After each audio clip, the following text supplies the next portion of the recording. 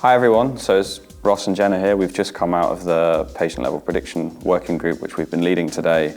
So a little bit of background on patient level prediction. So a lot of people will know what causal inference is, and this is looking at population level effects, but within prediction what we really care about is what's going to happen to you personally. Yeah, so we had a great discussion today. We actually went over the updates of the patient level prediction package. So we've added a lot of new features in, and we've actually made it more friendly for people to use. So that's exciting. And then we actually went through as well the Shiny app. So if you want to explore the results of a prediction, we have a really nice interactive app for you to use, and you can see all the models you've done and how well they've performed. So that was great. And we had some great feedback as that to make that even more friendly.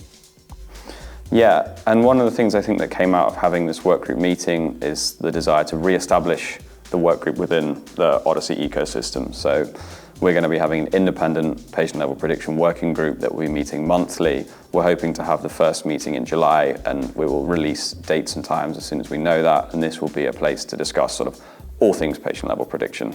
Yeah, especially best practices. So we had a great discussion during this work group about the best practices for prediction, and we're going to be continuing that through this discussion each month.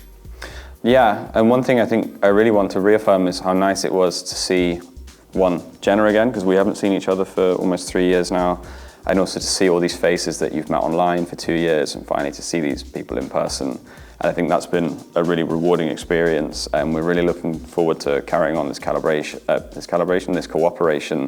both in the working group meetings, which will be happening monthly, and also we'll see each other at the US Symposium. And we will be fixing calibration as well. We will be fixing calibration as well, yeah.